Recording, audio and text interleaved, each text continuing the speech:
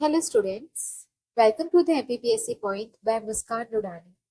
This is our new channel जिसमें हम आपको MPPSC के रिगार्डिंग कंप्लीट प्रिपरेशन करवाने वाले हैं। MPPSC प्रीलिम्स, मेंस दोनों के लेक्चर्स आपको इसी चैनल पे प्रोवाइड करवाए जाएंगे। तो इस सीरीज में हमने स्टार्ट किया था MPPSC mains paper 4 part B unit 3 को। तो पेपर 4 पार्ट बी यूनिट 3 में हम पहले कवर कर चुके हैं कि किस तरह से आपके एडमिनिस्ट्रेशन में मैनेजमेंट बहुत जरूरी है। आपका ह्यूमन रिसोर्स मैनेजमेंट क्या होता है, क्या उसकी इंपॉर्टेंस होती है, क्या उसकी स्ट्रेटेजीज है, क्या चैलेंजेस हैं। इसके अलावा हमने देखा था फाइनेंशियल मैनेजमेंट क्या होती है। तो कुछ टॉपिक्स हम कवर कर चुके हैं। अगर आपने वो लेक्चर्स अभी तक नहीं देखे हैं तो प्लीज आप पहले उन लेक्चर्स को कवर करिए और फिर आप यहाँ से कंटिन्यू करिए। तो इस लेक्चर में हम कवर करने वाले हैं स्ट्रेस एंड कॉन्फ्लिक्ट मैनेजमेंट। तो इसमें हम ये देखेंगे कि स्ट्रेस क्या होता है, क्यों होता है, कैसे उसे मैनेज किया जा सकता है, कॉन्फ्लिक्ट क्यों होते हैं, क्यों उसके मैनेजमेंट बहुत इंपॉर्टेंट है, क्या उसकी स्ट्रेटेजीज है एंड उसके कुछ प्रैक्टिकल इम्प्लीकेशंस वगैरह। तो चलिए स्टार्ट करते हैं। तो ये दोनों, चाहे हम स्ट्रेस मैनेजमेंट की बात कर लें या कॉन्फ्लिक्ट मैनेजमेंट की बात कर लें, ये आपके पब्लिक सर्विस में बहुत ही इंपॉर्टेंट कंपोनेंट्स होते हैं। तो अगर आप किसी भी पब्लिक ऑर्गेनाइजेशन में जाएंगे तो वहां आप देखेंगे कि जो लोग काम करते हैं वो बहुत ही हाई प्रेशर एनवायरनमेंट पे काम करते हैं। मतलब उनके यहाँ उनके पास हर चीज का प्रेशर होता है। पब्लिक कुछ एक्सपेक्ट करे आपसे, आपको फुलफिल कर पा रहे हैं या नहीं। कुछ पॉलिटिकल प्रेशर्स होते हैं, कुछ फैमिली प्रेशर्स होते हैं, पैसे कम आपके पास है तो रिसोर्सेज कम होते हैं, तो कैसे आप उसमें गुजारा करेंगे। तो ये सारी चीजें आपकी प्रेशर क्रिएट करती है। इसके अलावा आप जहाँ काम करते हैं वहाँ पे डाइवर्स वर्कफोर्स काम कर रही है। तो जिस जगह आप काम कर रहे हैं वहां सिर्फ आपके कल्चर के लोग नहीं है, वहां पे अलग अलग तरह के लोग हैं जो कि अलग अलग बैकग्राउंड से आए हैं, जिनका अलग अलग कल्चर्स है। तो वहां पे कॉन्फ्लिक्ट होने के चांसेस ज्यादा होते हैं। इसके अलावा आपको अप टू मार्क के देखना पड़ता है जो भी आप सर्विस डिलीवर कर रहे हैं वो एफिशिएंट हो और इफेक्टिव। एफिशिएंट का मतलब होता है कम से कम कॉस्ट में डिलीवर हो जाए, और इफेक्टिव का मतलब है जल्द से जल्द कम टाइम में डिलीवर हो जाए। तो ये सारी चीजें आपके लिए इन सारी चीजों को आपको मेंटेन करके चलना पड़ता है। इसके अलावा जो आपके पब्लिक सर्वेंट होते हैं वो हर दिन कुछ नए चैलेंजेस फेस करते हैं, जिसकी वजह से उन्हें स्ट्रेस हो जाता है या आपस में कुछ कॉन्फ्लिक्ट्स हो जाते हैं। जैसे कि उनको पब्लिक एक्सपेक्टेशन को मीट करना पड़ता है, पॉलिटिकल प्रेशर्स भी फेस करने पड़ते हैं, उनके पास रिसोर्सेज की कमी होती है तो उस कम रिसोर्सेज में ज्यादा से ज्यादा बेटर सर्विसेज उन्हें प्रोवाइड करनी होती है। तो ये सारी चीजें उनकी लाइफ में स्ट्रेस लाती है। अगर आप इस स्ट्रेस को प्रॉपरली मैनेज कर पाए, अगर आपकी कुछ मैनेजमेंट टेक्निक्स आपको पता चल जाए, तो ये आपके उन स्ट्रेस को कम करने में, उसको मिटिगेट करने में हेल्प करती है, जिससे ना सिर्फ आपके एम्प्लॉय का वेलबींग मेंटेन होगा या फिर ना सिर्फ आपके एम्प्लॉय खुश रहेगा, बल्कि आपकी जो ऑर्गेनाइजेशन की परफॉर्मेंस है वो भी इम्प्रूव होगी। तो इस पूरे लेक्चर में हम वही डील करने वाले हैं कि उसकी क्या टेक्निक्स होती हैं, क्या क्या आपके स्ट्रेस एंड कॉन्फ्लिक्ट्स होते हैं आपके पब्लिक सर्विस में। इसके अलावा आप देखेंगे कि उसकी क्या इंपॉर्टेंस होती है उस मैनेजमेंट की, और उसके कुछ प्रैक्टिकल इम्प्लीकेशंस। तो सबसे पहले हम समझेंगे कि पब्लिक सर्विस में स्ट्रेस होता क्या है, क्यों होता है। तो सबसे पहले आप देखेंगे कि सोर्स ऑफ स्ट्रेस क्या है। तो सबसे पहला सोर्स होता है वर्कलोड एंड डेडलाइंस। तो जो पब्लिक ऑर्गेनाइजेशन में लोग काम कर रहे होते हैं, जो पब्लिक सर्वेंट्स होते हैं, उनके पास बहुत सारा काम होता है जो उन्हें कवर कंप्लीट करना होता है। और साथ ही में उस काम को कंप्लीट करने के लिए उनके पास एक फिक्स्ड टाइम पीरियड होता है। तो डेडलाइंस होती है उनके पास कि इसी फिक्स पीरियड में उन्हें अपना सारा काम खत्म करना है, जिसकी वजह से अगर वो काम टाइम से खत्म नहीं हो पाता तो उनकी लाइफ में स्ट्रेस बढ़ता जाता है। फिर आपका आता है पब्लिक स्क्रूटिनी। उन्हें पता है कि वो जो भी काम कर रहे हैं ना सिर्फ उसे टाइम से कंप्लीट करना है, बल्कि वो काम इतना अच्छा होना चाहिए कि उसमें कोई भी शिकायत का मौका ना मिले पब्लिक को। क्योंकि पब्लिक क्या करेगी, जो भी आपने काम दिया है उस सब काम को फिर से चेक करने वाली है, और अगर उस काम में आपने कुछ भी लापरवाही की है तो आप उसके लिए अकाउंटेबल हो जाते हो। अकाउंटेबल का मतलब कि अगर आपकी कोई भी डिसीजन आपके पब्लिक के इंटरेस्ट के खिलाफ चला जाता है तो आप उसके लिए जिम्मेदार रहोगे, आप उसके लिए आंसरेबल रहोगे। और ये सारे काम आपको करने हैं ताकि ट्रांसपेरेंसी भी उसमें मेंटेन रहे। तो ऐसा नहीं कि सिर्फ काम खत्म करना है, बल्कि वो काम पूरी ट्रांसपेरेंसी के साथ हो रहा है कि नहीं वो भी आपको मेंटेन करना है। तो ये ट्रांसपेरेंसी मेंटेन करना, अकाउंटेबिलिटी मेंटेन करना, ये सारी चीजें आपके ऊपर एडिशनल प्रेशर डालती है। एक तो काम तो करना ही है, लेकिन वो काम ट्रांसपेरेंसी और अकाउंटेबिलिटी के साथ करना है, ये आपके लिए एक्स्ट्रा प्रेशर डालती है। इसके अलावा आपके पास जो रिसोर्सेस होते हैं वो बहुत कम होते हैं। तो आपके जो भी सर्विसेज आपको प्रोवाइड करनी है वो कम से कम रिसोर्सेज को यूटिलाइज करके करनी है, जिसकी वजह से आपके लिए काम और भी चैलेंजिंग हो जाता है, जिसकी वजह से स्ट्रेस बढ़ता है। इसके अलावा ब्यूरोक्रेटिक प्रोसीजर्स का मतलब होता है कि आपके इस काम में पेपर वर्क थोड़ा ज्यादा होता है, और यहाँ पर जो प्रोसेसेस होती है वो बहुत कॉम्प्लेक्स और रिजिड होती है। कॉम्प्लेक्स का मतलब ये है कि वो सिंपल नहीं है, अननेसेसरी इसमें कई सारे स्टेप्स और एड ऑन किए होते हैं। और रिजिड है मतलब आप इसमें से कोई भी स्टेप को मिस नहीं कर सकते। तो एक बार जो प्रोसीजर बता दिया गया, आपको उसी प्रोसीजर के हिसाब से ही काम करना पड़ेगा। आप इसमें कोई भी स्मार्ट वर्क नहीं कर सकते, या फिर आप कुछ भी शॉर्टकट नहीं ले सकते।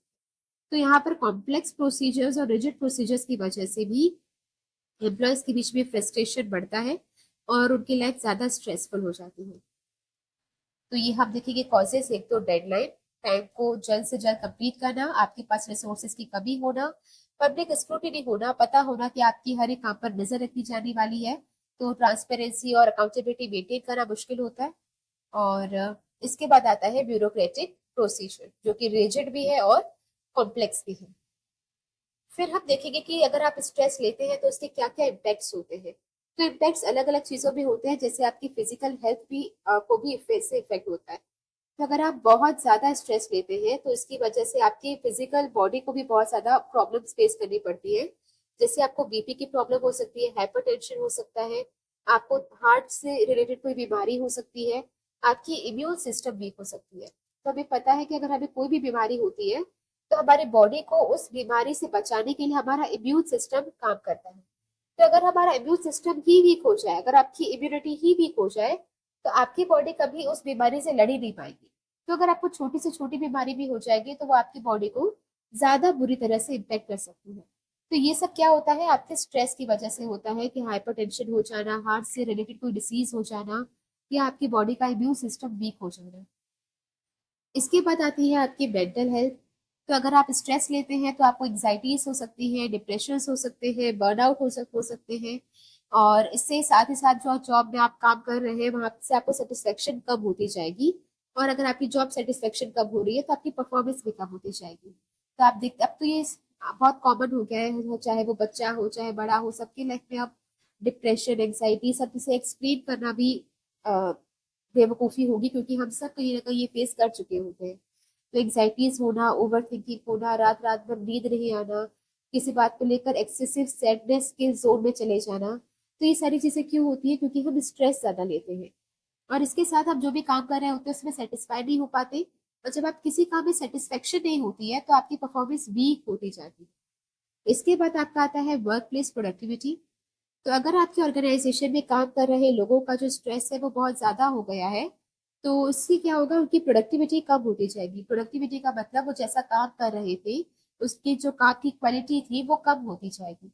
एब्सेंटिज्म बढ़ेगा, वो बहुत ज्यादा लीव्स लेने लग जाएंगे, वो काम को उस टाइम पे कंप्लीट नहीं करेंगे, वो आपके ऑर्गेनाइजेशन में आएंगे नहीं, है ना, बहुत ज्यादा लीव्स लेने लगेंगे, एब्सेंट होने लगेंगे। और साथ ही में आपकी टर्नओवर रेट्स बढ़ जाएंगे। तो टर्नओवर का मतलब क्या होता है कि एक साल में आपके ऑर्गेनाइजेशन में कितने लोगों ने रिजाइन कर दिया और वो जॉब छोड़कर चले गए। तो जितने ज्यादा लोग उसको रिजाइन करते हैं, मतलब जो लोग रिजाइन कर रहे हैं, उन्हें आप कहते हैं टर्नओवर। तो जो लोग आपके काम को छोड़ के जा रहे हैं उसे आप कहते हैं टर्नओवर। तो जब ज्यादा लोग आपके काम को छोड़ के जाने लगते हैं तो आप कहते हैं कि आपका टर्नओवर रेट बढ़ रहा है। तो ये सारी प्रॉब्लम्स आपको फेस करनी पड़ती है। फिजिकल हेल्थ, मेंटल हेल्थ, और आपकी वर्क प्लेस में काम ठीक से ना हो पाना, उसमें से आपके कुछ लोगों का टर्नओवर रेट ज्यादा होना, मतलब लोग निकल ज्यादा रहे हैं, एब्सेंट हो रहे हैं, एक्सेट्रा। अब हमने ये तो देख लिया कि स्ट्रेस होता क्या है, स्ट्रेस क्यों होता है, और स्ट्रेस के क्या क्या इम्पैक्ट होते हैं। अब हम ये देखेंगे कि स्ट्रेस मैनेजमेंट की टेक्निक्स क्या होती हैं। तो सबसे पहले हम देखेंगे कि स्ट्रेस को कैसे मैनेज कर सकते हैं। तो सबसे पहले आपका आता है टाइम मैनेजमेंट। तो अगर आप अपने टाइम को बहुत अच्छे से मैनेज करते हैं तो यहाँ पर जो पब्लिक सर्वेंट्स होते हैं, जो पब्लिक ऑर्गेनाइजेशन में काम कर रहे हैं, ये उसको हेल्प करता है कि वो अपने टास्क को प्रायोरिटाइज कर दे, कि कौन से टास्क उनके लिए ज्यादा इंपॉर्टेंट है जिन्हें उन्हें जल्दी फिनिश करना है, और कौन से थोड़े से कम इंपॉर्टेंट है जिसे वो बाद में भी फिनिश कर सकते हैं। तो अपने टास्क को प्रायोरिटाइज करना, ताकि वो अपने वर्कलोड को ज्यादा एफिशिएंटली मैनेज कर सके।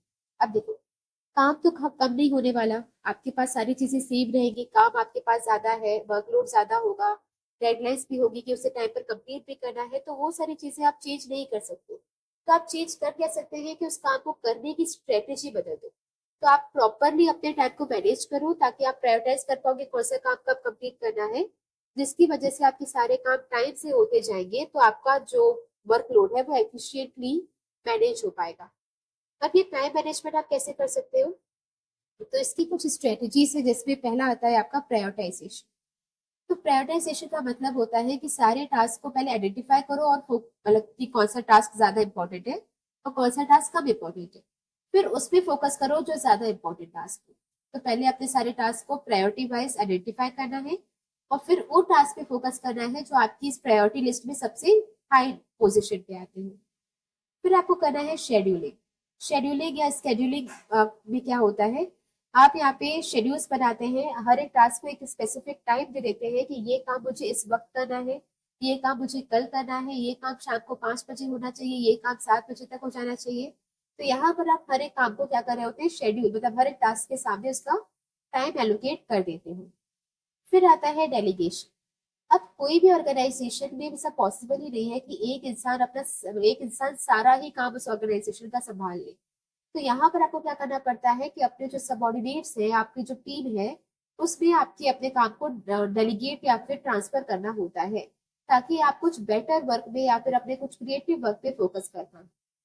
जैसे फॉर एग्जाम्पल, अगर आप देखेंगे कि आपके डिस्ट्रिक्ट में जो कलेक्टर होते हैं, मजिस्ट्रेट होते हैं, उनके पास बहुत सारा फाइल वर्क होता है, उन्हें बहुत सारा पेपर वर्क करना होता है। लेकिन अगर वो अपना पूरा ही दिन अगर उस पेपर वर्क को करने पे निकाल दे रहे हैं, तो वो कभी ये देख ही नहीं पाएंगे कि उनके डिस्ट्रिक्ट में क्या चल रहा है, क्या एजुकेशन प्रॉपरली हो रही है या नहीं हो रही है, हेल्थ केयर कैसा दिया जा रहा है। तो वो बाकी क्रिएटिव वर्क पे कभी फोकस कर ही नहीं पाएंगे। तो उन्हें क्या करना पड़ेगा, अपना कुछ पेपर वर्क ट्रांसफर करना पड़ेगा, डेलीगेट करना पड़ेगा अपने सबऑर्डिनेट्स को, ताकि उनके पास कुछ टाइम बचे, ताकि वो अपने और भी ज्यादा क्रिएटिव वर्क पे फोकस कर सके। वो ये सोच पाए कि कैसे पब्लिक सर्विस को और ज्यादा इम्प्रूव किया जा सकता है।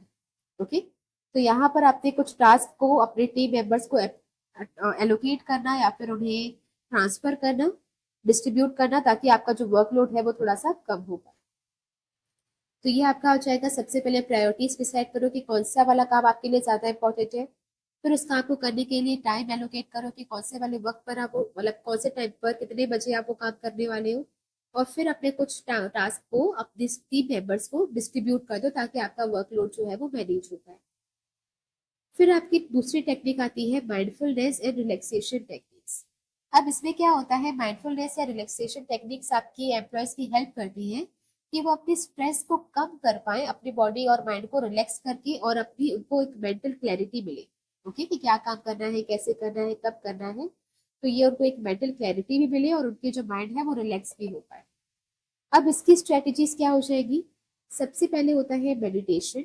तो जब आप मेडिटेशन करते हैं तो ये आपकी हेल्प करता है आपके फोकस को इंक्रीज करने में और आपकी एंग्जाइटी को रिड्यूस करने में। तो अगर आप मेडिटेशन आपने कभी किया होगा या आप जानते तो आप होंगे, जब आप ध्यान पे बैठते हैं, ध्यान लगाते हैं, तो उससे क्या होता है, आपका कंसेंट्रेशन पावर इंक्रीज होता है और ये आपकी हेल्प करता है आपके डिप्रेशन, आपकी एंग्जाइटीज को रिलैक्स करने में। फिर आता है दूसरा मेथड, डीप ब्रीथिंग। तो जब आप डीप ब्रीथिंग करते हैं तो ये आपकी बॉडी एंड माइंड को हेल्प करता है काम होने में। तो ना सिर्फ आपका माइंड बल्कि आपकी बॉडी भी इससे काम होती है, और ये आपकी बॉडी को इंस्टेंट रिलीफ देता है। तो आपने कभी भी देखा होगा कि अगर कोई बहुत ज्यादा स्ट्रेस ले रहा होता है या फिर किसी को पैनिक अटैक आ रहा होता है, तो हम उसे बोलते हैं कि डीप ब्रीथ करो, डीप ब्रीथ करो, क्योंकि वो बहुत इंस्टेंटली आपको असर दिखाएगा। ठीक है, तो डीप ब्रीथिंग आपकी इंस्टेंटली आपकी बॉडी को हेल्प करती है उसे काम करने में, और आपके माइंड को भी काम देती है। फिर आपका आता है योगा। तो योगा से क्या आता है, आपका फिजिकल व मेंटल दोनों का वेलबींग इम्प्रूव होता है।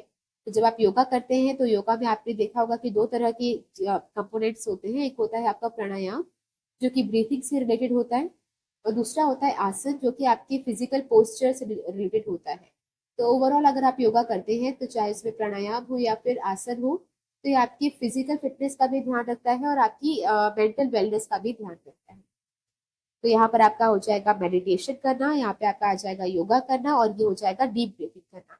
तो मेडिटेशन क्या करेगा, आपकी कंसंट्रेशन पावर को ये इंक्रीज करता है और आपकी बॉडी को एंग्जाइटी से बचाता है, मतलब आपके माइंड को एंग्जाइटी से बचाता है।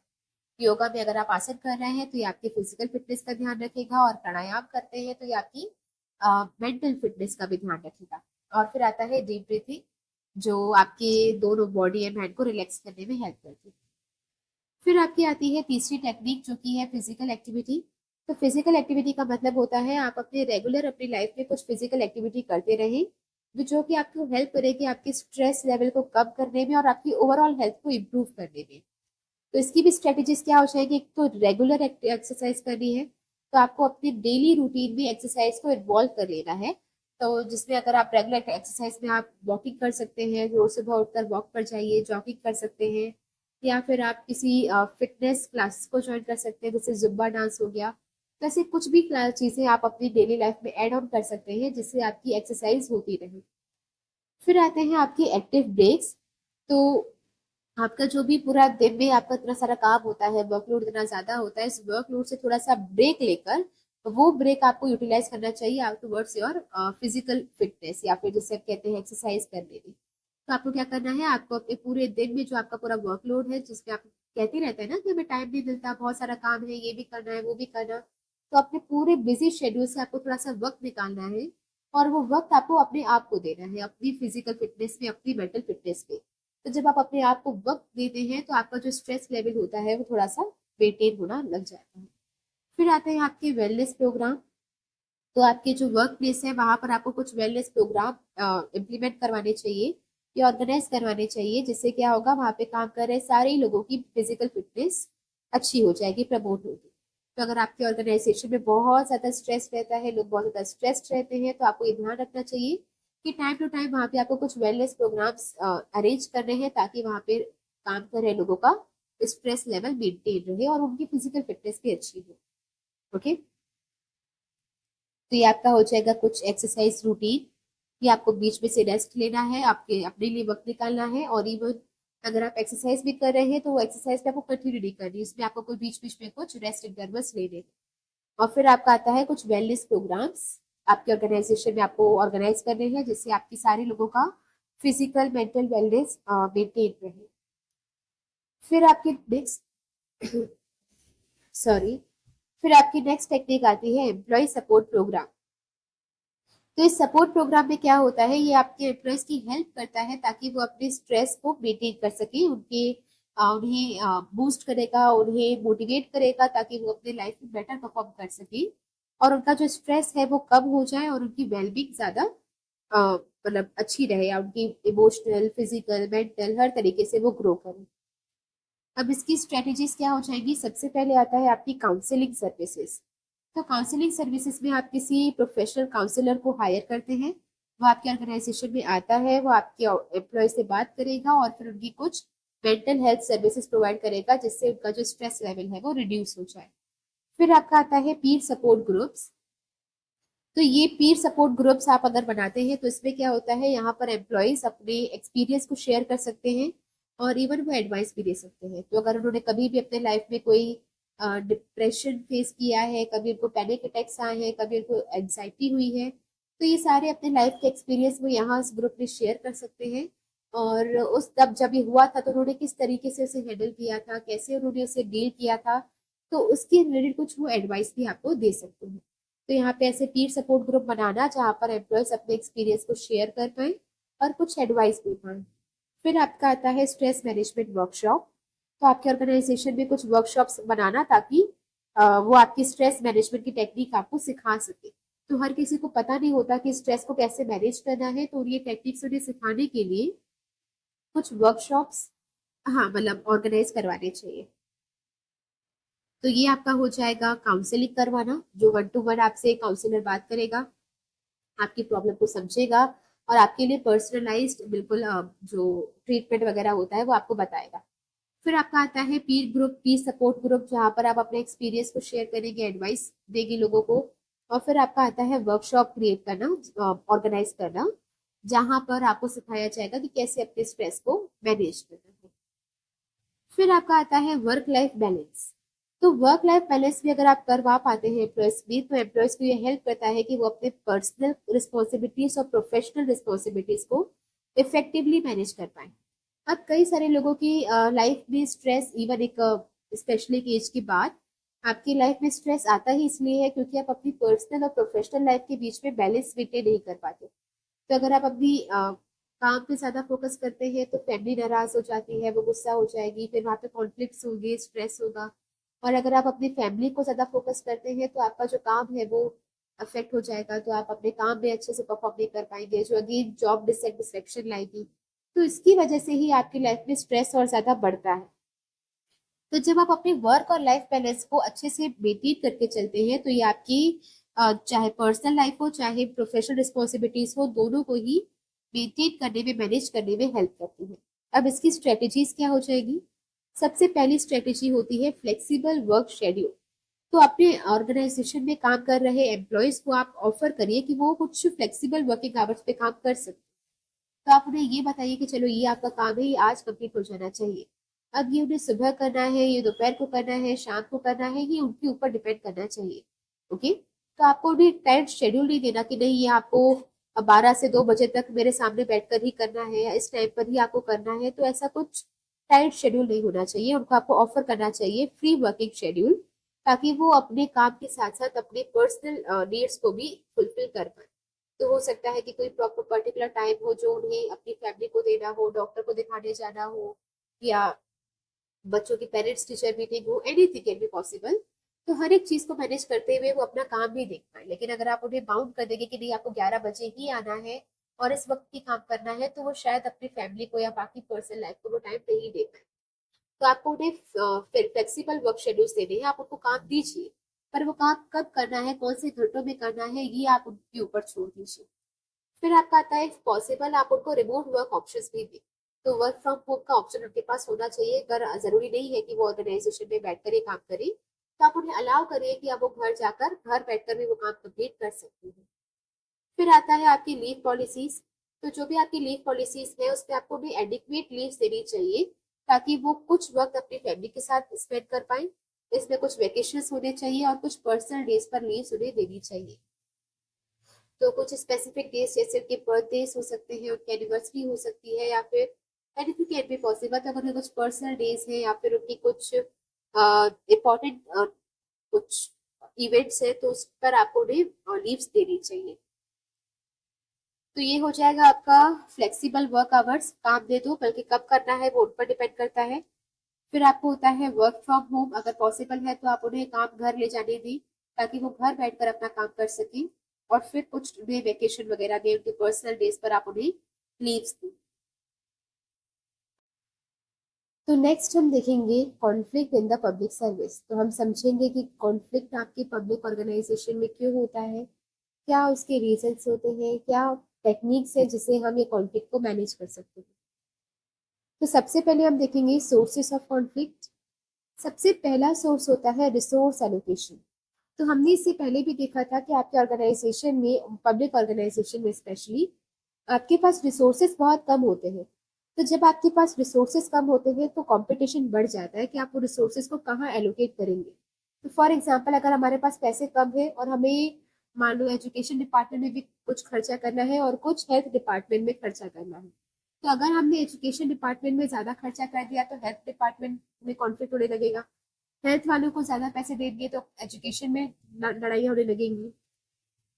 तो जब आपके पास रिसोर्सेस कम होते हैं तो कंपटीशन बढ़ जाता है, जिसकी वजह से दो या दो से ज्यादा एम्प्लॉयज के बीच में या डिपार्टमेंट्स के बीच में कॉन्फ्लिक्ट होने के चांसेस बढ़ जाते हैं। फिर आपका आता है रोल एम्बिग्यूटी। कई बार क्या होता है, एक ही डिपार्टमेंट में काम करने वाले कई सारे लोग होते हैं, तो उनके बीच में जो रोल होता है वो ठीक तरीके से डिस्टिंग्विश या डिवाइड नहीं किया गया होता है, जिसकी वजह से यहाँ पर अनक्लियर होता है उनके माइंड में कि उनको किसको क्या काम करना है, और अगर वो काम कंप्लीट नहीं हो पाया तो वो किसकी रिस्पॉन्सिबिलिटी रहेगी।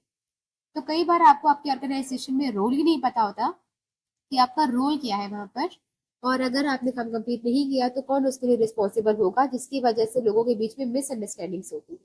मिसअंडरस्टैंडिंग्स मतलब अगर काम कंप्लीट नहीं हुआ तो लोग ब्लेम गेम खेलते हैं कि मेरी नहीं, आपकी गलती थी, आपकी नहीं, इसकी गलती थी। तो ये यहाँ पे क्या हो जाएंगी, मिसअंडरस्टैंडिंग्स हो जाएंगी। कई बार हमें लगता है कि ये काम मैं नहीं करूंगा तो वो कर ही देगा, और कई बार वो भी ये सोच रहा होगा कि मैं नहीं करूंगा तो वो कर देगा, और इसकी वजह से यहाँ पे फिर लड़ाइयाँ होती हैं। Then comes diverse workforce. हमने पहले भी देखा कि जब ऑर्गेनाइजेशन में आप काम कर रहे होते हैं तो वहां पे सारे लोग आपके कल्चर के नहीं होंगे। तो कुछ लोग ऐसे होंगे जो आपके सेम कल्चर के होंगे, कुछ डिफरेंट कल्चर के होंगे, सबकी अपनी अपनी लैंग्वेजेस है, सबका अपना बातचीत करने का तरीका है, सबका खाने पीने का अलग है। तो सबके कल्चर्स अलग होते हैं, सबका बैकग्राउंड अलग होता है, जिसकी वजह से आपको दूसरों के पर्सपेक्टिव को समझने में थोड़ी प्रॉब्लम जाती है, जिसकी वजह से लड़ाइयाँ होती हैं। And then comes communication issues. तो कई बार जो लोग होते हैं वो आपस में कम्युनिकेट करना ही नहीं चाहते, जिसकी वजह से जो मिसअंडरस्टैंडिंग्स है वो और बढ़ती है, और फिर वो बहुत बड़े कॉन्फ्लिक्ट में कन्वर्ट हो जाती है। तो आपके पास पैसों की कमी है, जिसकी वजह से दो डिपार्टमेंट्स के आपस में कॉन्फ्लिक्ट होंगे, कॉम्पिटिशन होंगी, कॉन्फ्लिक्ट्स हो जाएंगे। इसके बाद होता है रोल एम्बिग्विटी। यहाँ पर लोगों के माइंड में क्लैरिटी नहीं होती है कि आपको क्या काम करना है, कैसे करना है, और अगर वो काम नहीं हुआ तो हुक टू क्वेश्चन, ये आपको नहीं पता होता है, जिसकी वजह से मिसअंडरस्टैंडिंग्स होती है और फिर डिस्प्यूट्स होते हैं। एक ही ऑर्गेनाइजेशन में अलग अलग बैकग्राउंड से लोग आते हैं, जिनकी वजह से यहाँ पर उनकी पर्सपेक्टिव को समझने में प्रॉब्लम जाती है, लड़ाइयाँ होंगी। और फिर आता है कम्युनिकेशन इश्यूज। दो लोग आपस में कम्युनिकेट करना ही नहीं चाहते, जिसकी वजह से भी मिसअंडरस्टैंडिंग्स कभी ठीक नहीं होती। फिर आपका आता है इम्पैक्ट ऑफ कॉन्फ्लिक्ट। अगर कॉन्फ्लिक्ट हो गया तो उसका क्या असर पड़ेगा। तो सबसे पहला उसका असर पड़ता है आपके वर्क प्लेस क्लाइमेट पे। तो जहाँ आप काम कर रहे हैं, अगर वहां पे लगातार लड़ाइयाँ हो रही है तो वहां का जो एनवायरमेंट होगा वो टॉक्सिक हो जाएगा, और एक टॉक्सिक एनवायरमेंट में कभी भी किसी का भी मोरल बूस्ट नहीं हो सकता। तो कभी भी इंसान इंटरेस्टेड रहेगा ही नहीं काम करने में, अगर आपके यहाँ का एनवायरमेंट टॉक्सिक हो चुका है। तो लगातार लड़ाइयों की वजह से एनवायरमेंट टॉक्सिक हो जाता है, जिसकी वजह से लोगों की काम करने की इच्छा खत्म हो जाती है, जिसकी वजह से उनकी प्रोडक्टिविटी भी कम हो जाती है। फिर आपका आता है टीम डायनामिक्स। तो कई बार जब कॉन्फ्लिक्ट होने लगते हैं, ज्यादा कॉन्फ्लिक्ट होने लगते हैं दो लोगों के बीच में, तो उसकी वजह से आपका टीम वर्क खराब हो जाता है। तो कोई भी ऑर्गेनाइजेशन में आप अकेले सिंगल हैंडेडली सब कुछ नहीं संभाल सकते।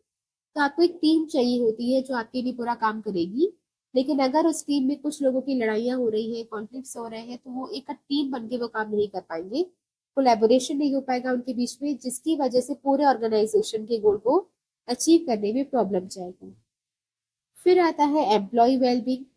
कई बार जो लड़ाइयाँ चल रही होती है उसकी वजह से आपके स्ट्रेस लेवल और बढ़ जाता है, एग्जाइटी बढ़ जाती है, फिर आपको जॉब से सेटिस्फेक्शन मिलना कम हो जाता है। तो अगर किसी जॉब में आपको सब कुछ सही भी चल रहा हो, अगर आपको ठीक से पेमेंट मिल रही है, सब बढ़िया है, लेकिन वहां पे काम कर रहे लोगों से आपकी लड़ाइयाँ होने लग जाए, तो आपको सेटिस्फेक्शन कम हो जाएगा।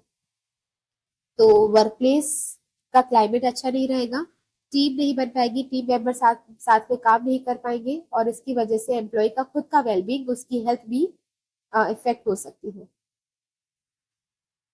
फिर रहता कि ठीक है, ये तो प्रॉब्लम्स हो गई, पर इसे मैनेज कैसे कर सकते हैं, उसकी टेक्निक्स।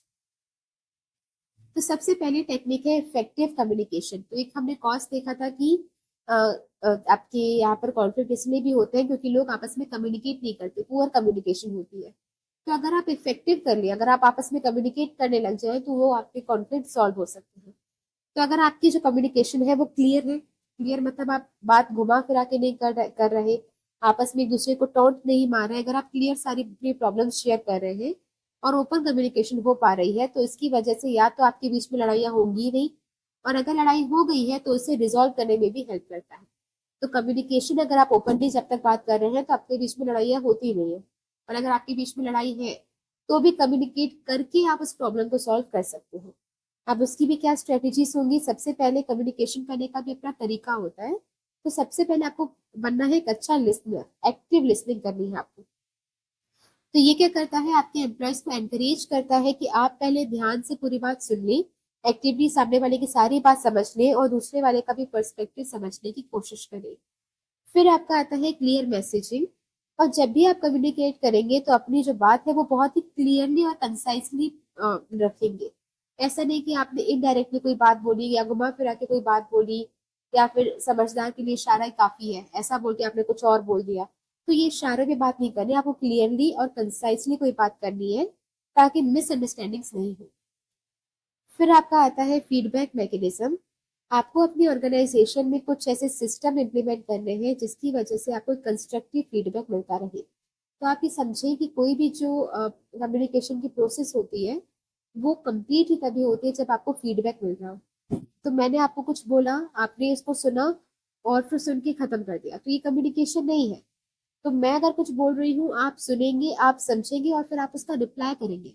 तो जब रिप्लाई आएगा तब ये कम्युनिकेशन की प्रोसेस कंप्लीट होगी। अगर मैंने बोला आपने सुना तो ये कम्युनिकेशन नहीं हो रही है ना। तो कम्युनिकेशन क्या होती है, जब आपके पास कोई फीडबैक आता है तो उस फीडबैक के लिए आपको मैकेनिज्म अपनी ऑर्गेनाइजेशन में बनाना पड़ेगा।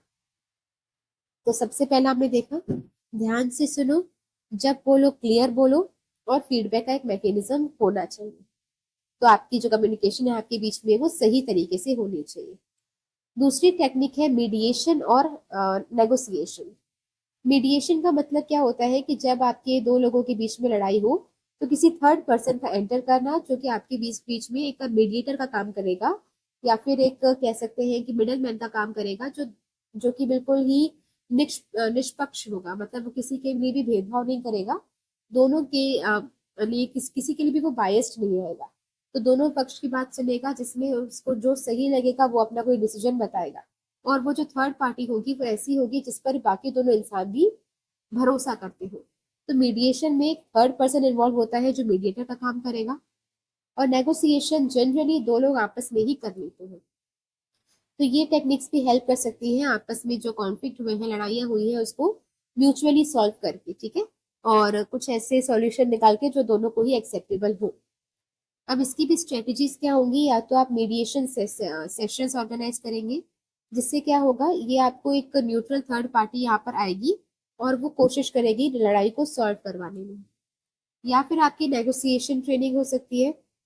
यहाँ पर आप अपने एम्प्लॉयज को ट्रेनिंग प्रोवाइड करेंगे नेगोशिएशन स्किल्स की, जो आपके एम्प्लॉयज की हेल्प करेगा कि जब भी कोई कॉन्फ्लिक्ट हो, जब भी कोई लड़ाई हो, तो वो आपस में खुद ही बिना किसी मीडिएटर के हेल्प के उसे नेगोशिएट करके ठीक कर ले, है ना। तो ये ट्रेनिंग आपको एडवांस में प्रोवाइड करवाई जाती है, क्योंकि हमें पता होता है कि किसी भी ऑर्गेनाइजेशन में ये पॉसिबल ही नहीं है कि आपको कभी कॉन्फ्लिक्ट फेस ना करना पड़े। तो अगर कॉन्फ्लिक्ट फेस करना पड़ जाता है तो आप कैसे बात करेंगे, कैसे उसे ठीक करेंगे, कैसे नेगोशिएट करेंगे, वो आपको आना चाहिए। तो इसकी एडवांस में आपको ट्रेनिंग प्रोवाइड की जाएगी। इसके बाद है आपकी कॉन्फ्लिक्ट रिजोल्यूशन पॉलिसीज। यहाँ पर आपके कुछ फॉर्मल पॉलिसीज आप बनाएंगे, एडवांस में कुछ प्रोसीजर बना लेंगे, ताकि अगर कल को कोई लड़ाई होती है तो उसको रिजॉल्व कैसे किया जाएगा, उसका एक रेडीमेड सॉल्यूशन आपके पास हो। तो कॉन्फ्लिक्ट रिजोल्यूशन पॉलिसीज क्या होती है, एक ब्लूप्रिंट होता है एक तरीके का, जहाँ पर एडवांस में सारी चीजें मेंशन होती है कि अगर कुछ कॉन्फ्लिक्ट हो जाता है तो उसे कैसे सॉल्व किया जाएगा। जैसे कुछ चीजें यहाँ पे बैन होती है, यहाँ पे मना की गई होती है कि अगर आपके बीच में कॉन्फ्लिक्ट हो जाता है तो वी डोंट एनकरेज स्ट्राइक्स, हम स्ट्राइक्स पर आपको नहीं जाना चाहिए, या फिर आपको प्रोडक्शन रोकना नहीं चाहिए। तो कुछ रेडीमेड सॉल्यूशंस वहाँ पे गिवन होते हैं। तो ऐसे कुछ पॉलिसीज आपको बना लेनी है कि अगर कल को कॉन्फ्लिक्ट होते हैं तो आपको कैसे उसे सॉल्व करना है। तो ये यहाँ पर कुछ प्रॉब्लम हो गई है, ये मेडिटेशन नहीं है, यहाँ पे मीडिएशन।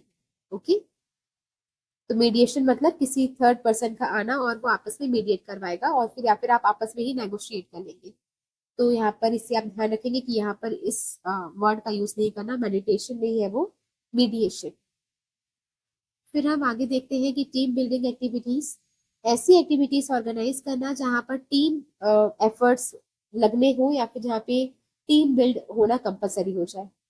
तो इससे क्या होगा कि जो दो लोग हैं या दो एम्प्लॉयज हैं, इनके बीच का रिलेशनशिप इंप्रूव होगा।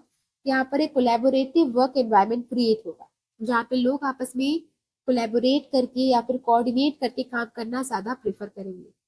अब इसकी भी स्ट्रेटेजीज क्या होंगी, सबसे पहला वर्कशॉप या रिट्रीट्स। तो ऐसी लगा मतलब कुछ कुछ टाइम में ऐसे कुछ वर्कशॉप्स ऑर्गेनाइज करना, जिसका मकसद ये हो कि वो आपस में टीम बनाए, टीम बिल्ड करें और साथ में कोऑपरेशन को प्रमोट करें। तो कुछ वर्कशॉप्स आप ऐसे ऑर्गेनाइज करते रहे फ्रीक्वेंटली, जहां पर टीम बनाने पर ज्यादा फोकस किया जाना हो और जहाँ पे कोऑपरेशन को सिखाया जाए। फिर आपका आता है कोलैबोरेटिव प्रोजेक्ट। पर्पसली कुछ ऐसे प्रोजेक्ट आपको लाना आपके ऑर्गेनाइजेशन में जहां पर आपको कोलैबोरेशन दिखाना हो, जहां पर आपको टीम बनाकर उस प्रोजेक्ट पे काम करना हो। तो जिसकी वजह से क्या होगा, आपस में टीम की एक आपस में एक ट्यूनिंग बनेगी और उनके बीच में कोऑर्डिनेशन और इम्प्रूव होगा। फिर आता है सोशल इवेंट्स, कुछ ऐसे सोशल इवेंट्स को होस्ट करना, ऑर्गेनाइज करना, जिससे रैपट बढ़े। रैपट का मतलब क्या होता है कि जहाँ पर आप सामने वाले की फीलिंग्स को समझते हो, जहाँ पर आप सामने वाले के पर्सपेक्टिव को समझने की कोशिश करते हैं। और कैमरा डेरी का मतलब क्या होता है यहाँ पर कि जब दो लोग आपस में एक जगह पर रहते हैं, साथ में रहते हैं या कलीग्स होते हैं एक दूसरे के, तो वो क्या करेंगे, आपस में उनकी जो एक रिलेशनशिप होता है, फ्रेंडशिप होती है, उसकी फीलिंग को बूस्ट करना। तो जब मुझे पता है कि मुझे सामने वाले के साथ ही रहना है, वो मेरा कलीग है, तो उसके साथ आपस में एक फ्रेंडली बिहेवियर रखना, दैट इज कैमरेडरी। तो ये बूस्ट होगा अमंग द एम्प्लॉइज। तो वर्कशॉप हायर करना या ऑर्गेनाइज करना, कोलैबोरेटिव प्रोजेक्ट्स का लाना, और ऐसे कुछ सोशल इवेंट्स ऑर्गेनाइज करना। ओके, तो ये कुछ रहेगा आपकी वर्कशॉप्स का हायर होना। ठीक है, और ये ऐसे कोई टीम प्रोजेक्ट वगैरह देना, तो इससे क्या हो जाएगा, आपकी टीम और ज्यादा टीम बिल्डिंग प्रमोट हो। फिर आपका आता है लीडरशिप एंड मैनेजमेंट ट्रेनिंग। तो यहाँ पे आपके ऑर्गेनाइजेशन के जो लीडर्स है या जो मैनेजर्स है, उनको ट्रेनिंग प्रोवाइड करना, ताकि वो बेटर तरीके से कॉन्फ्लिक्ट को रिजॉल्व करवा सके।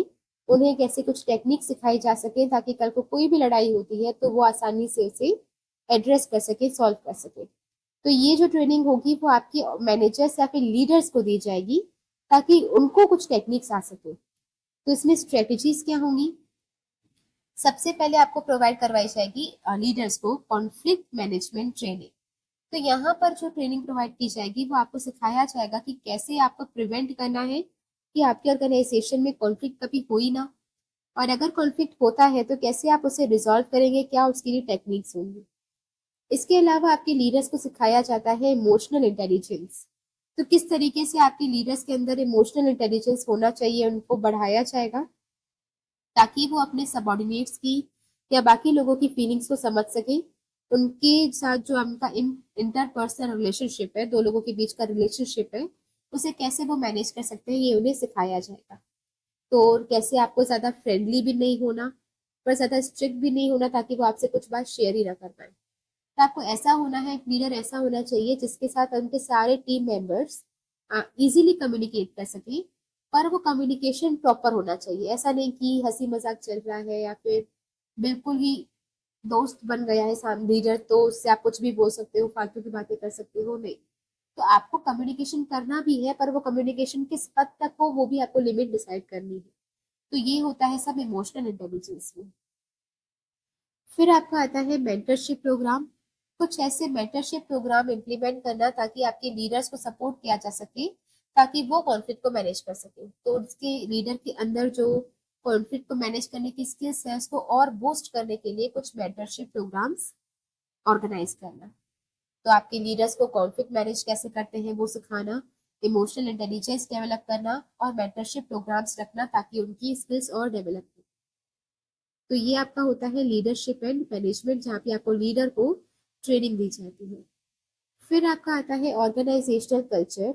आपकी ऑर्गेनाइजेशन में एक ऐसा कल्चर प्रमोट करना जिसकी वजह से यहाँ पे कॉन्फ्लिक्ट हो ही ना, प्रिवेंट हो जाए, या तो फिर अगर आपके कॉन्फ्लिक्ट हो रहे हैं तो उसे सॉल्व किया जा सके। तो आपका एनवायरनमेंट ऐसा होना चाहिए जो जहाँ पे कॉन्फ्लिक्ट ना हो, और सपोर्टिव वर्क एनवायरनमेंट होना चाहिए, ताकि ऐसा वर्क एनवायरनमेंट जहाँ पे सारे जो टीम मेंबर्स है वो एक दूसरे को सपोर्ट कर रहे हो, और वहां पर एक वी फीलिंग होनी चाहिए इंस्टेड ऑफ फाइट।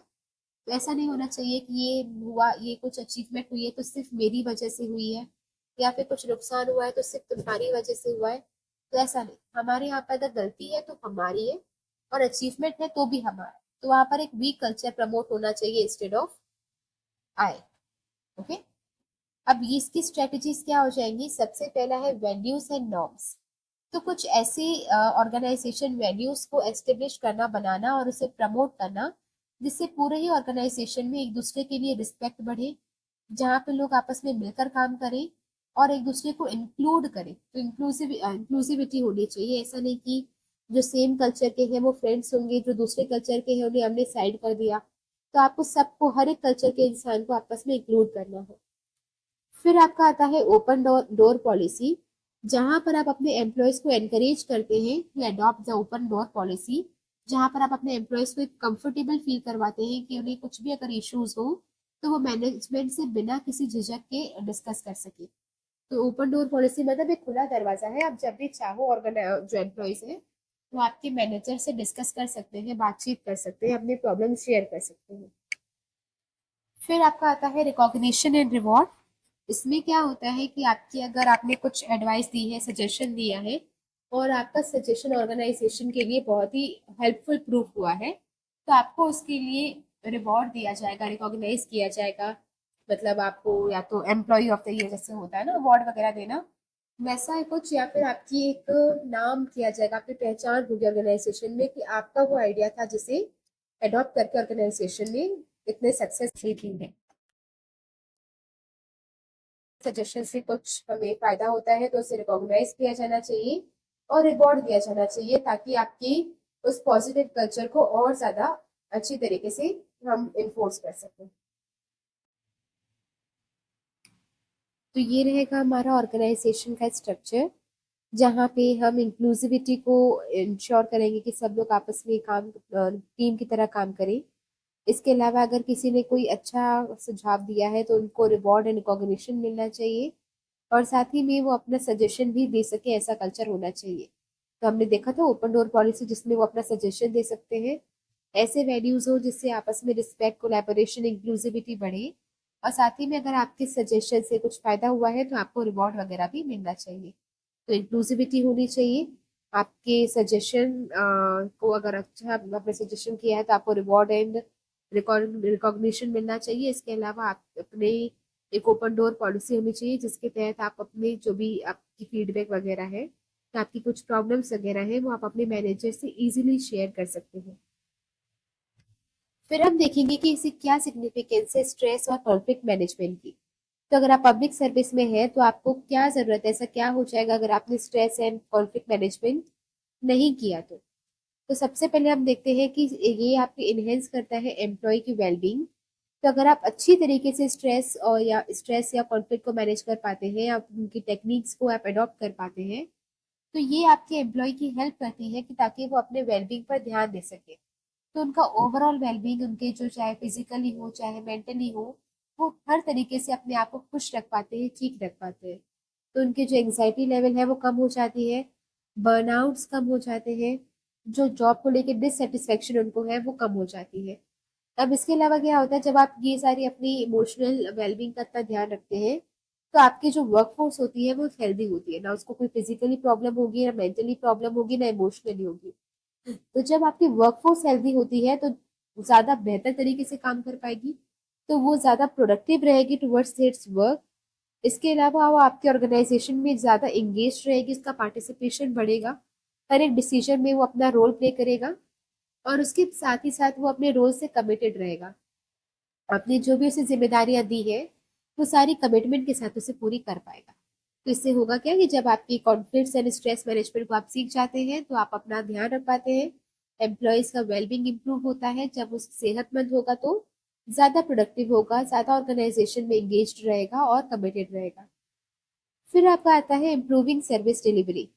तो जब पब्लिक सर्वेंट्स जो होते हैं वो अपने स्ट्रेस को कम करना सीख जाते हैं या कॉन्फ्लिक्ट्स को डील करना सीख जाते हैं, तो उससे होता क्या है कि वो अपने टास्क पर ज्यादा फोकस कर पाते हैं और अपने टाइम को वेस्ट कम करते हैं।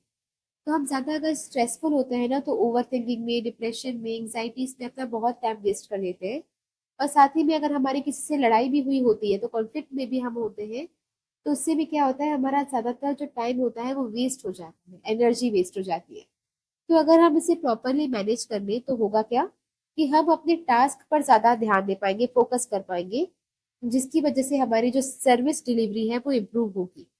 तो जब आपकी जो पब्लिक सर्विसेज होती है वो एफिशिएंट हो जाती है, जो कम से कम कॉस्ट में आप दे रहे हैं और इफेक्टिव हो पाती है, कम से कम टाइम पे आप प्रोवाइड कर पाते हैं, तो ये आपके सिटीजन के सेटिस्फेक्शन लेवल को इंक्रीज करती है। तो जब वो आपसे ज्यादा सेटिस्फाई होते हैं तो उनका आप पर ट्रस्ट भी बढ़ता है। तो इससे उनका जो गवर्नमेंट इंस्टीट्यूशन है उन पर ट्रस्ट बढ़ता है, सेटिस्फेक्शन बढ़ता है, और इससे आपकी एक अच्छी रेपुटेशन भी मार्केट मतलब पब्लिक में क्रिएट होती है। तो ये हम देखेंगे कि अगर एम्प्लॉयज की वेलबींग जो है वो प्री रिक्वेस्ट है ऑफ ऑर्गेनाइजेशन वेलबींग। तो ऑर्गेनाइजेशन तब तक ठीक नहीं रह सकता जब तक वहाँ के एम्प्लॉयज ठीक न रहे। तो एम्प्लॉयज का ठीक रहना पहली कंडीशन है आपकी ऑर्गेनाइजेशन के ठीक रहने की। फिर आपका आती है कि आपकी सर्विस डिलीवरी में कॉन्स्टेंट इम्प्रूवमेंट होना चाहिए, और उसके इम्प्रूवमेंट के लिए ये जरूरी है कि आप ज्यादा प्रोडक्टिव हो और आप ज़्यादा तभी प्रोडक्टिव हो सकते हैं जब आप ज़्यादा लड़ाइयों में इन्वॉल्व ना हो या फिर आपकी लाइफ में स्ट्रेस कम हो। इसके बाद आपका आता है promoting a positive work environment. तो जब आप अपनी स्ट्रेस को मैनेज करना सीख जाते हैं, जब कॉन्फ्लिक्ट को मैनेज करना सीख जाते हैं, तो आपके आसपास का एनवायरनमेंट टॉक्सिक नहीं होता। तो आपके आसपास एक पॉजिटिव एनवायरनमेंट रहता है जहां पर एम्प्लॉयज को ऐसी फीलिंग होती है कि उन्हें वैल्यू किया जाता है, उन्हें सपोर्ट किया जाता है। तो यहाँ पे एम्प्लॉयज के बीच में एक बिलोंगिंगनेस की फीलिंग आती है कि वो भी आपके ऑर्गेनाइजेशन का एक पार्ट है, उनकी उस ऑर्गेनाइजेशन में कोई वैल्यू है और कुछ सपोर्ट करता है उसे।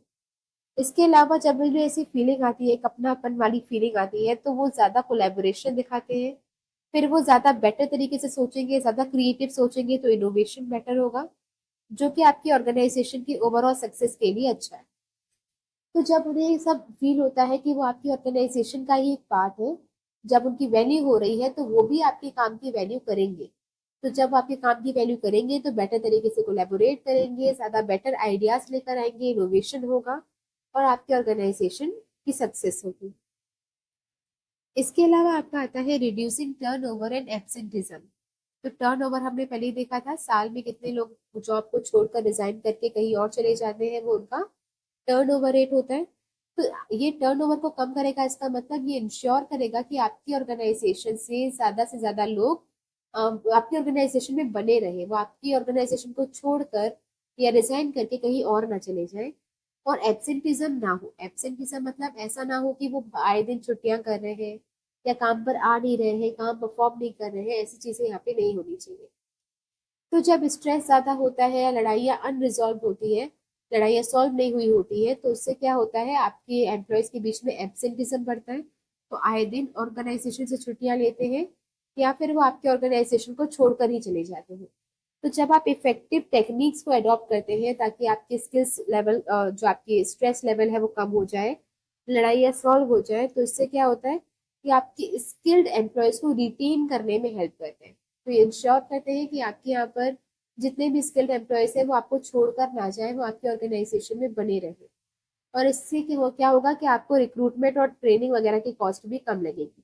अब एक बार आपने किसी एम्प्लॉय को हायर किया, तो हायर करने में भी आपकी अलग कॉस्ट लगी होगी, आपने एडवर्टीजमेंट की होगी कि आपके यहाँ पर एक जॉब पोजीशन खाली है, तो आपने उनको अप्लाई करने के लिए इनवाइट किया होगा, उसमें पैसा लगा। फिर आपने एग्जाम कंडक्ट करवाए, फिर आपने उनमें से किसी बेस्ट को सिलेक्ट किया, उसमें पैसा लगा। और सिलेक्ट करने के बाद आपने उनको तरह तरह की ट्रेनिंग प्रोवाइड की, उसमें भी काफी सारे रिसोर्सेज खर्च हो गए। अब एक बार वो ट्रेन हो गए, उसके बाद फिर आपने सिर्फ उनकी लड़ाई कंट्रोल नहीं करवा पाए, इसीलिए क्या होगा, वो आपकी जॉब को छोड़ के चले जाएंगे। और जब ये होने लगेगा तो आपने जितना पैसा उन पे खर्च किया वो सब वेस्ट हो जाएगा। अब आपको दोबारा से उन पे पैसा खर्च करना पड़ेगा नए लोगों को हायर करने में। तो अगर तो आप ये लड़ाइयाँ को सॉल्व करवा पाते हैं, तो इससे क्या होगा कि एब्सेंटिज्म टर्नओवर कम हो जाएगा, आपके यहाँ पर जो एम्प्लॉयज है वो रिटेन रहेंगे, जिसकी वजह से आपके रिक्रूटमेंट और ट्रेनिंग का खर्चा बचेगा। तो आपको एक ऐसा पॉजिटिव एनवायरनमेंट बनाना है जहाँ पर स्ट्रेस रह ही ना पाए। फिर हम देखते हैं कि जब टर्नओवर और एब्सेंटिज्म ज्यादा होता है तो ऑर्गेनाइजेशन में अनस्टेबिलिटी आ जाती है। आप वहाँ पे कोई भी काम परमानेंटली नहीं कर सकते या फिर आप लॉन्ग टर्म के लिए कुछ सोच नहीं सकते।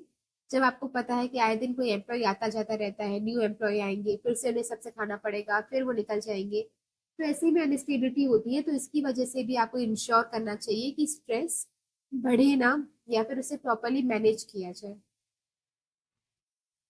इसके बाद इसकी सिग्निफिकेंस है आपकी इनहेंसिंग ऑर्गेनाइजेशनल रेजिलियंस। तो ऑर्गेनाइजेशन जो है वो आपके स्ट्रेस और कॉन्फ्लिक्ट को मैनेज करती है। जब मतलब वो लोग, मतलब ऑर्गेनाइजेशन जब इस बात का ध्यान रखती है कि वहाँ पे काम कर रहे एम्प्लॉयज का जो स्ट्रेस और कॉन्फ्लिक्ट लेवल है वो मैनेज रहे, तो वो ऑर्गेनाइजेशन ज्यादा रेजिलिएंट बन पाती है। रेजिलिएंट का मतलब होता है कि ज्यादा सहन शक्ति होना, या फिर अगर एनवायरनमेंट चेंज हो रहा है तो आप उसके हिसाब से अपने आप को ढाल लो, फ्लेक्सिबल रहो, तो आपकी ऑर्गेनाइजेशन ज्यादा रेजिलिएंट हो पाएगी। तो वो बेटर इक्विप्ड रहेगी ताकि आपके जो भी चैलेंजेस और चेंजेस आ रहे हैं एनवायरनमेंट में, आप उसे ठीक तरीके से हैंडल कर पाओ। अब ये जो रेजिलियंस है वो आपकी बहुत ज़रूरी होता है ताकि आप डायनामिक और मतलब अलग अलग जो इन्वायरमेंट होता है, अनप्रेडिक्टेबल इन्वायरमेंट होता है, वहां पर काम करने के लिए रेसिलियंस बहुत जरूरी होता है, क्योंकि आपको नहीं पता कि कल क्या चेंजेस आ जाएंगे, कल कौन सी नई प्रॉब्लम आ जाएगी। तो जब भी कोई नई प्रॉब्लम आएगी, नए चैलेंजेस आएंगे, नई चीजें आएंगी, तो वहां पर अपने आप को ढालने के लिए आपको रेजिलियंट होना या फिर सहन शक्ति होना या फिर एक लचीलापन होना बहुत जरूरी होता है, ताकि आप अपने आप को उसके हिसाब से ढाल पाओ, फ्लेक्सिबिलिटी हो। इसके अलावा आपका नेक्स्ट आता है सपोर्टिंग एथिकल बिहेवियर। तो जब आप स्ट्रेस और कॉन्फ्लिक्ट में होते हैं तो कई बार क्या होता है ना कि आप अनएथिकल बिहेवियर करने लग जाते हैं। तो कभी आपने देखा होगा कि अगर आपको बहुत ज्यादा डिप्रेशन हो रहा हो या फिर एंग्जाइटी हो रही हो, तब आपसे कोई भी बात करने की कोशिश करे, आप उनसे लड़ने लग जाते होंगे। या फिर आपने देखा होगा कि अगर आपकी किसी से लड़ाई हुई हो और बहुत टाइम तक वो लड़ाई सॉल्व ना हो रही हो, मिसअंडरस्टैंडिंग बढ़ती जा रही हो, तो आप उनसे भी बेवजह लड़ने लगते हैं, चाहे वो लड़ने की बात ना हो तब भी। तो इससे क्या होता है कि जब आप स्ट्रेस और कॉन्फ्लिक्ट को अगर आप मैनेज ना कर पाओ, तो उससे अनएथिकल बिहेवियर आता है, जिसकी वजह से आपके जो एम्प्लॉयज होते हैं वो उनको डील करने में प्रॉब्लम जाती है। लेकिन अगर आप उनकी मैनेज करने की टेक्निक सीख जाए, तो आपकी ऑर्गेनाइजेशन में एक एथिकल बिहेवियर फिर से निकलने लगता है, प्रमोट होता है। और साथ ही में कल्चर ऑफ इंटीग्रिटी आता है, जहाँ पे सब लोग मिलकर रहते हैं। तो यहाँ पर हम देखेंगे कि वो ऑर्गेनाइजेशन, किसी भी ऑर्गेनाइजेशन को रेजिलियंट होना बहुत जरूरी होता है, ताकि वो हमेशा आगे बढ़ता रहे, चाहे कितना भी इन्वायरमेंट में चेंजेस आए, कोई भी चैलेंजेस आए। हमें आगे बढ़ते रहने के लिए हमारा रेजिलियंट होना बहुत ज्यादा जरूरी है। जैसे मान लो अगर बहुत सारे ऑब्स्टिकल्स पाथ पे आ रहे हैं, ये ऑब्स्टिकल ऑब्स्टिकल ऑब्स्टिकल, तो आपके अंदर इतनी फ्लेक्सिबिलिटी होनी चाहिए कि आप यहाँ पे कैसे भी करके क्रॉस करके यहाँ से निकल जाओ। ओके, तो आपके अंदर इतनी रेजिलियंस होनी बहुत जरूरी है। और ये रेजिलियंस होने के लिए जरूरी ये है कि आप अपने स्ट्रेस को मैनेज करें। फिर आता है कि स्ट्रेस अगर मैनेज ना किया जाए तो आपके यहाँ पर कॉन्फ्लिक्ट होंगे, लड़ाइयाँ होंगी। और जब लड़ाइयाँ होंगी तो उसमें कई सारे अनएथिकल बिहेवियर आपको देखने के लिए मिलेंगे। ओके, लास्ट हमारा इसमें रहेगा कि पब्लिक सर्विस में हम किस तरीके से इसे प्रैक्टिकल अप्लाई कर सकते हैं। तो स्ट्रेस मैनेजमेंट या कॉन्फ्लिक्ट मैनेजमेंट के कैसे आपके क्या प्रैक्टिकल एप्लीकेशन है वो हम देखें। तो इसमें सबसे पहला है केस स्टडी 1, जो है इम्प्लीमेंटिंग अ वेलनेस प्रोग्राम। तो एक म्यूनिसिपल कॉर्पोरेशन गवर्नमेंट ने क्या किया था, म्यूनिसिपल गवर्नमेंट ने क्या किया था, उन्होंने रिकॉग्नाइज किया था, उन्होंने आइडेंटिफाई किया था कि उसके जो एम्प्लॉयज है उसमें जो स्ट्रेस लेवल है वो बढ़ता ही जा रहा है, क्योंकि उनका काम बहुत बढ़ रहा है और पब्लिक स्क्रूटिनी का भी खतरा है। तो क्योंकि उनका वर्कलोड बढ़ता जा रहा है, उनकी क्या बोलते हैं, डेडलाइंस होती है, और इसके साथ साथ जो भी वो काम करते हैं उन्हें पूरी ट्रांसपेरेंसी के साथ करना पड़ता है, तब क्योंकि पब्लिक जो है वो उनके काम को देखेंगी, और अगर उन्होंने ठीक से काम नहीं किया तो उन्हें अकाउंटेबिलिटी भी फेस करनी पड़ेगी। तो इन सब की वजह से उनका जो स्ट्रेस लेवल है वो बढ़ता जा रहा है। तो इसकी वजह से इन्होंने एक वेलनेस प्रोग्राम इम्प्लीमेंट किया, जिसमें उन्होंने योगा करवाया, मेडिटेशन सेशन करवाए, पर्सनल उनकी काउंसलिंग करवाई, वन टू वन कन्वर्सेशन करवाया, और फिटनेस चैलेंजेस भी रखे। तो इस प्रोग्राम से उनका क्या हुआ, वहां पे काम कर रहे एम्प्लॉयज का जो स्ट्रेस लेवल है वो कम होता है, और एम्प्लॉय का जो मोरल है वो बूस्ट होता है, उनकी प्रोडक्टिविटी इंक्रीज हो पाती है। ओके, तो ये एक आपका केस स्टडी थी, या एक आपकी प्रैक्टिकली जो आपने कंट्री में देखा था, इम्प्लीमेंट किया था, वो एक केस था ये। इसके अलावा हम देखते हैं कि मीडिएशन एंड कॉन्फ्लिक्ट रेजोल्यूशन भी हमारे यहाँ पर एक बार हो चुका है, तो कई बार हो चुका है, जहां पर एक बार एक पब्लिक हेल्थ डिपार्टमेंट को बहुत सारे कॉन्फ्लिक्ट फेस करने पड़ रहे थे। डिफरेंट डिफरेंट मतलब जहाँ उसकी जो टीम थी उनके बीच में लड़ाइयाँ हो रही थी, अब रिगार्डिंग द रिसोर्स एलोकेशन, कि उस डिपार्टमेंट को ज्यादा पैसा मिला, हमें कम पैसा मिला।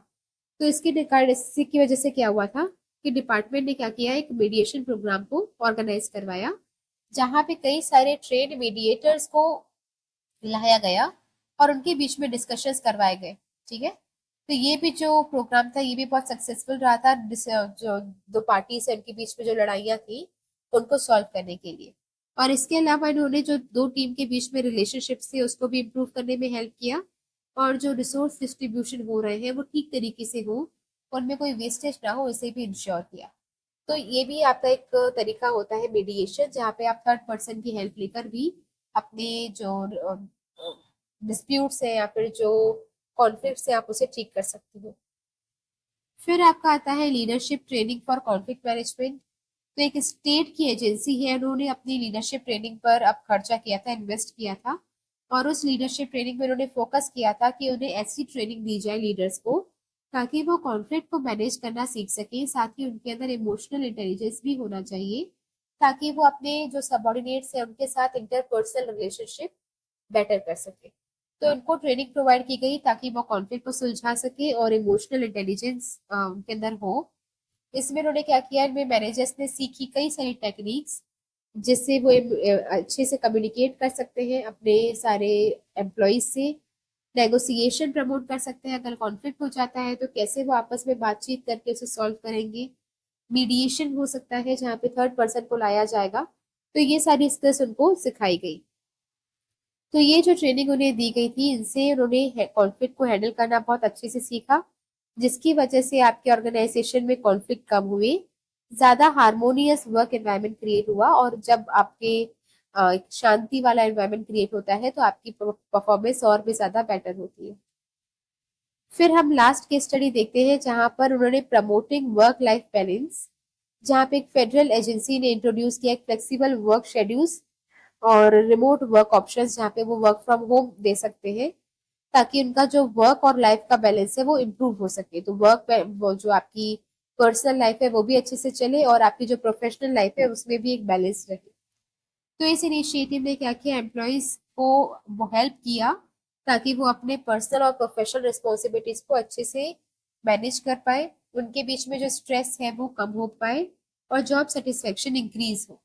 तो ये एजेंसी ने रिपोर्ट किया कि इसके एक लागू करने के बाद उनकी ऑर्गेनाइजेशन में एब्सेंटिज्म कम हो गई और रिटेंशन रेट बढ़ गया, मतलब ज्यादा एम्प्लॉयज उनके जो पार्ट थे वो बहुत लंबे टाइम तक उन्हीं का पार्ट रहे, उन्होंने ऑर्गेनाइजेशन को छोड़ा नहीं।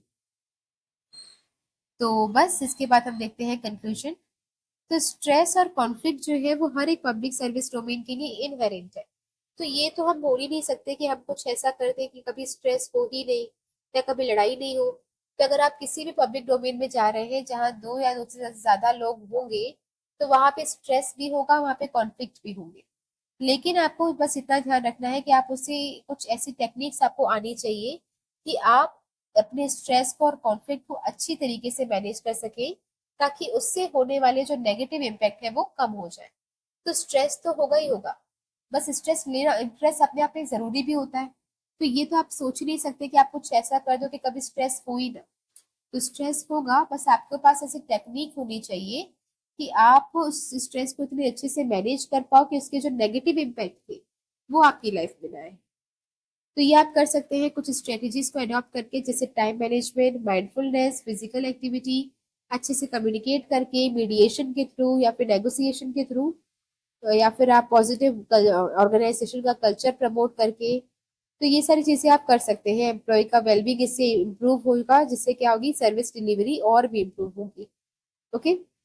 और साथ ही में आपका जो वर्क एनवायरनमेंट है वो एक सपोर्टिव बनेगा। तो ये सारी चीजें करके भी आप क्या कर सकते हो, इन स्ट्रेटेजीज को फॉलो करके आप स्ट्रेस लेवल को कम कर सकते हो। अब इसकी सिग्निफिकेंस क्या होगी, इसकी सिग्निफिकेंस ना सिर्फ इंडिविजुअल के लिए बल्कि पूरी ऑर्गेनाइजेशन की रेजिलियंस के लिए भी बहुत जरूरी है। तो आप स्ट्रेस को कम करते हो तो इससे सिर्फ आपका फायदा नहीं है, इससे पूरी ऑर्गेनाइजेशन का भी फायदा, क्योंकि अब आप ज्यादा प्रोडक्टिव हो पाओगे, ज्यादा प्रोडक्शन होगा तो ओवरऑल ऑर्गेनाइजेशन ज्यादा ग्रो करेगी। इसके अलावा जब आप ये मैनेजमेंट करना सीख जाते हैं तो आपके ऑर्गेनाइजेशन में एथिकल बिहेवियर ज्यादा होगा। जब एथिकली आप बिहेव करेंगे तो आप जो पब्लिक का यकीन है आप पर वो और ज्यादा बढ़ेगा। तो यहाँ पे जो ओवरऑल पब्लिक का ट्रस्ट है एनवायरमेंट और गवर्नमेंट इंस्टीट्यूशन पे वो बढ़ता है।